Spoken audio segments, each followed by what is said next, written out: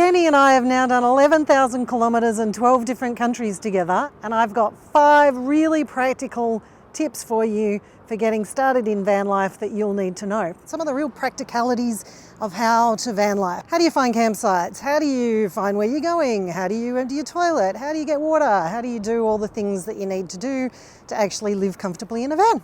I just thought of a bonus. Yeah, I'll give you a bonus. Hang around to the end and I'll give you a bonus one. I should have just re-recorded the introduction. There's about 4 bonuses now, so keep watching till the end. It all started for Kenny and I in the Netherlands when I bought the van off the Steiners, from Away with the Steiners.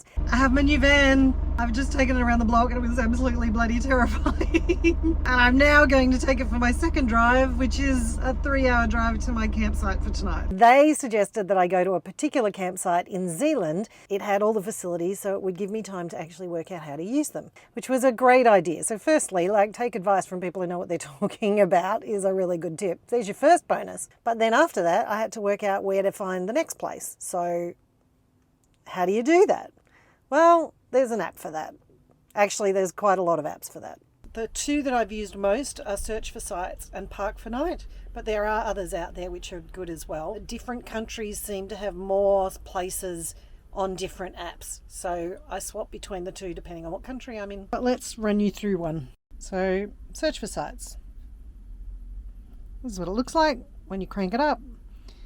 So right at the moment I'm in Italy, and if I zoom in here right now, you can see that I'm in this camping spot right here, Lavagna. So it'll give you pictures, it'll tell you what it is, overnight parking, where it is, how far it is from you. There's navigation options we'll come back to, and then there's reviews. It also says what type of vans can stay there, although there was a caravan here last night. On this particular case, there's 2 reviews. We stayed for 1 night, out of season, parking is free. The signs indicate that there's parking for cars, but there were several other vans. Ideal for catching the train into Genoa. It's very close. Yeah, it's like right there. And this one says it's just along the main street on the seaside, no facilities, but ideal to spend the night and easy access to the beach with a ramp for disabled people. And then also it gives you navigation options. So you can click in here and go, I want to go via Google Maps, and it takes you straight to the map. There's color coding for tent sites or dump points or parking points, different things. This one here is very close by. If I go into it, 1.6 kilometers from where I am, but the reviews say, this person says, very nice spot, treacherous to get to. Roads are tight, so if you're not a confident driver, it might not be a good option. But there's a restaurant 2 minutes around the corner. Having read the reviews, and actually leaving reviews is a good idea, then you can actually get a little bit of information about where you actually want to stay. Sometimes people will say it was really noisy. Sometimes it'll say that the local car enthusiasts have been driving around the car park at 1 o'clock in the morning. In this one, it should say that there's a train across the road which is going to go through every now and then, but that's not worrying me. I'm perfectly happy and safe where I am, and that's why I chose this place. Now, if you are wanting to stay somewhere a bit longer term and say wanted to have a little bit of time out of your van, another option which I have used, and I also have friends who use, is Trusted House Sitters. This app has house sitting where people want their houses or pets looked after. So for an example, Sydney, New South Wales, shows you what people are looking for, the dates that they're looking for, and different responsibilities for actually staying in the house. When I first came to Europe for this trip, I picked up a house sit in Cirencester in the Cotswolds and spent 10 days, I think it was, there looking after some dogs, and it was actually a fantastic way to just get settled in. So that would actually be a really good option too for, if you wanted a bit of time out of the van, or if you wanted to have some, extra space or a nice long shower, then maybe you go and spend a week looking after someone's dog, and you get some other facilities to stay in for a little bit. Prices and facilities vary, so you should read the instructions on the app and at site. This one says it's got an electric fence that you shouldn't back into. This is funky. I've arrived at a new camp place. Reception. It's got a supermarket and a bistro. This is funky. It's got a bar and e-bike hire. Lots of the car parks or places where you can stay, not necessarily stay, sometimes it's just services offered, but they have places for you to get rid of your rubbish, and Europe is so much better at recycling than other places I've been. So check this out, two gigantic recycling bins. And we've got all of these different types of bins for plastic. I don't know what the yellow one is. And the green ones, these ones in particular, are for all bottles. Sometimes you'll have the bottles separated out, so white glass compared to green glass or brown glass, which is very cool. But this is one I haven't seen before. Composting. So you can put your food waste in there. They've got 2 bins going and 2 locked. Obviously doing the composty bit once they're full. So getting rid of your rubbish is actually really easy. You hear lots of things about van lifers making a mess. There's no need. Like, you drive an extra 20 minutes up the road, particularly in Europe, save your stuff, put it in the right place. You can often find water for free or sometimes for a token, or it's included in a fancy place that you've paid for. Be careful about whether it's drinkable or not. This is water. This is actually my hose. I got advice to only ever use your own hose because you just never know what people out in public might use hoses for, particularly when they're emptying toilets and things. I always use my own hose. I also always carry 2 5-litre bottles of backup water just in case I run out. It's quite hard to do this one-handed.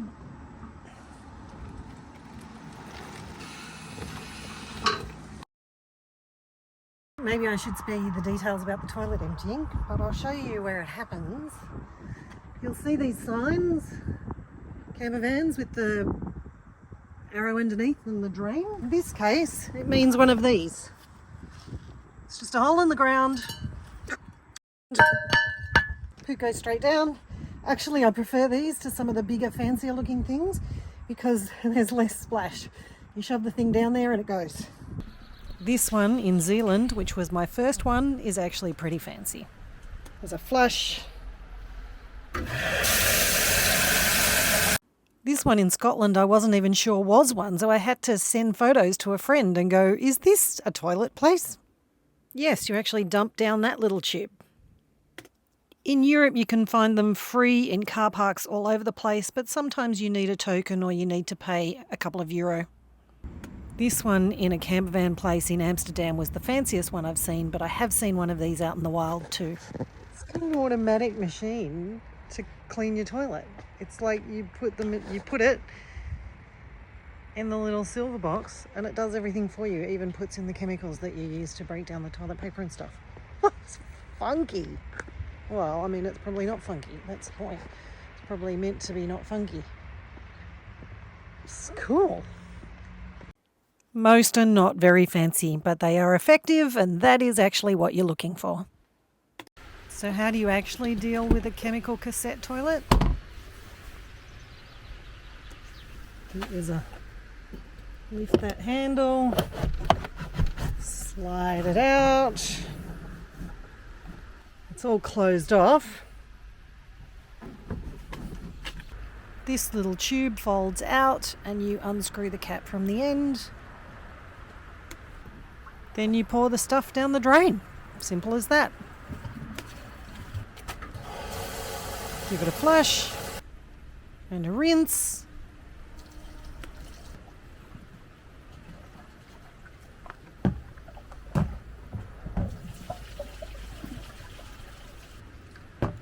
Probably worth doing a few times.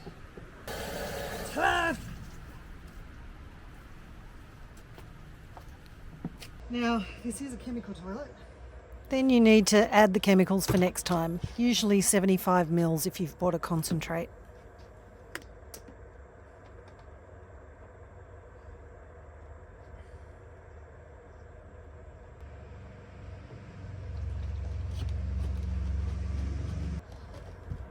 fold it back up and put it away.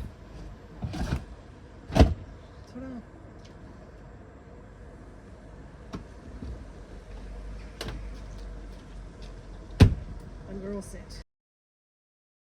Doing your washing in a van is a little bit awkward because there's not a lot of space, and trying to get stuff dry is interesting. I'd love to hear how other people do theirs and how they keep on top of it and how they do big stuff. I tend to wash clothes when I've just filled up with water, and that way I know I've got plenty of water, I've got water to have a shower, and then, because I never know when the next lot of water is going to come. There are lots of laundromats around, but they're really expensive. Actually, I took photos of how much it cost, so I'll put that up. But it feels an expensive way of doing things. I'd rather not do that if I can. I think using a laundromat, if you're travelling for a few weeks, great. Save you a lot of time and effort and let you do the things that you want to spend your time on. But for travelling for a year, you know, £12 or more per load, plus then a drying load every week, it's going to be a lot. Talk to me in 6 months and see whether I still agree with this theory. Originally, I was washing in a big plastic tub that I sat here on the floor. I'd put clothes and detergent and water in here, and I would let it just slosh around while I was driving around. And then I figured I could just sort of finish off hand washing, wring everything out and hang it up to dry. That turned out to be difficult because trying to actually get the water out afterwards was difficult because the container was a bit flexible. You have to be on the right angle to make sure the water drains. More labour intensive than I had liked. A while ago I bought this little very cute washing machine. This sits really nicely in next to my toilet. It does run on mains power, but I can do that through the inverter. It's great for doing socks and undies and t-shirts and light sort of pants, but to do towels and bedding is a bit of a different thing. So it agitates really well, but it does a terrible job of spin drying. You might be able to see that on the side here there's a little pipe that I can use to empty the water. I can empty the water out of there directly into my Greywater tank without having to lift heavy things and hurt my back. That's why I was actually keen on the washing machine, is because the agitation and the emptying is a lot better than the big plastic container. The bad news is now I need to pee. Wonder why. Now the problem is getting stuff dry. I mentioned that the washing machine does not have a good spin cycle at all. It's useless. So the trick now is to try and get as much water out of those as I possibly can, but also without actually putting too much condensation in the van. So at the moment I've got all of the doors and windows open, just getting some airflow through, and when it gets too cold for me I'll have to close up and go to the next part of the plan. I've installed this rail, which is an extension rod from IKEA. I've put a couple of handles on here just to be able to take that weight, so I can hang quite a heavy load on that. While there's this much water in them still, they're actually all quite heavy, so I don't want to hang everything in the bathroom right now. I've got things like this to hang underwear and socks and smalls on. What I'm doing at the moment is just letting them hang so that gravity can draw the water to the bottom and I can squeeze more and more water out of it. I've opened the back window so I can get some airflow through here. All right, so phase 3 of the washing plan is I've put it all back in here in a small room, and now I'm going to turn the heater on. So I'm going to shut this door. I've got heat that'll come through yet there, heat up the clothes, and I'm leaving the back window open so that we get some airflow through, and I'm hoping that that's going to mean that the clothes dry out quick. In here I've got my LPG tank, and there's a gauge on here that tells me how full it is. In order to fill it up, I don't have to pull that out or swap it out. I have this little connection here, and this is awesome. I can take off this cap. I've got a selection of adapters, so depending on which country I'm in, I just screw in the adapter. It's very much like just putting petrol in your car, except that there's a handle that clamps onto the connector, and it makes a bit of a scary sound when you take it off. But it's just like going to a petrol bowser and filling up gas, and it's brilliant. So highly recommend one of those if you're setting up a van. It'll make your whole life a lot easier. But not every petrol station has LPG, so how do you find the ones that do? Well, guess what? There's an app for that called My LPG. I can sort by distance. So there's one 3.9 k's from me. Let's go there. Station confirmed, tells you the price, tells you when it's open, address. Copy that.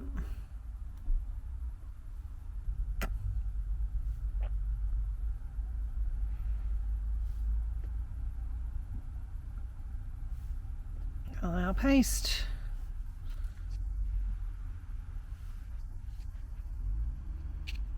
Eight minutes. Let's go.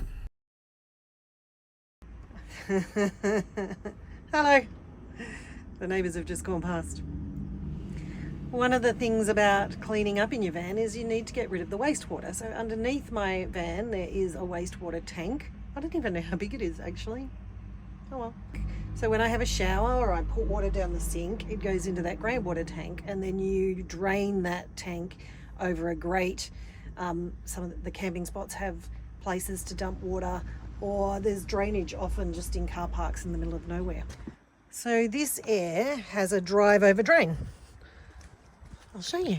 You actually drive into this area and there's a drain that you drive over, so it's usually in a good place. You can manoeuvre your tap for your Greywater tank so the water goes straight down the drain. So last night I cooked pasta. The thing about that is, you know, there's going to be little bits of tomato sauce and things like that that's in that water, and I don't actually really want that to go into my Greywater tank. It's fine, I can, and then I can dump it later. But if you've got little particles of food going into your Greywater tank, then, you know, it's going to be hard to clean them out. So oftentimes, basically what I try to do is dump my dirty water, dishwashing water, down a drain or down the Greywater disposal at a camping spot or on a garden somewhere, because a little bit of, you know, organic matter is going to be good for the plants. Today I'm in a car park. I've got grass over there, I've got trees over there, but I've got a grate just right here. So I'm going to do my Greywater down here today.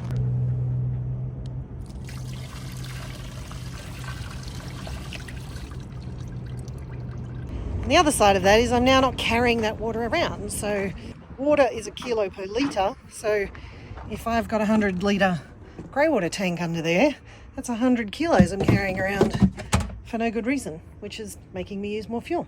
So you try to be smart about being efficient with everything. And I like to kind of hose everything down a bit afterwards just to make sure everything's nice and clean for the next person, which I suspect lots of people don't do.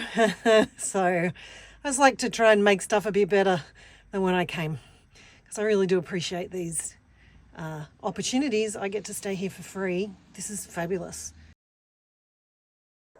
Right, so it's really my first day in France. I arrived yesterday, but my first night in France last night in France. I've got full water now. I've got emergency water. I've got a washing machine full of water. I've got gas in my gas bottle, so I've got heat and cooking.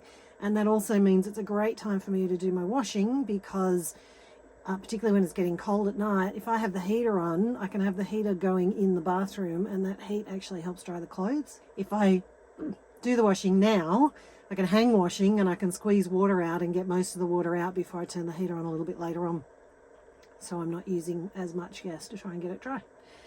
So I'm all set. The thing I don't have is any food, so I need to go buy some groceries.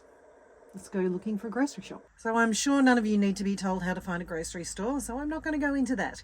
But if you liked this video and you think more tips like this would be useful, hit subscribe and send me a message down the bottom so that I can make the kinds of videos that you want me to.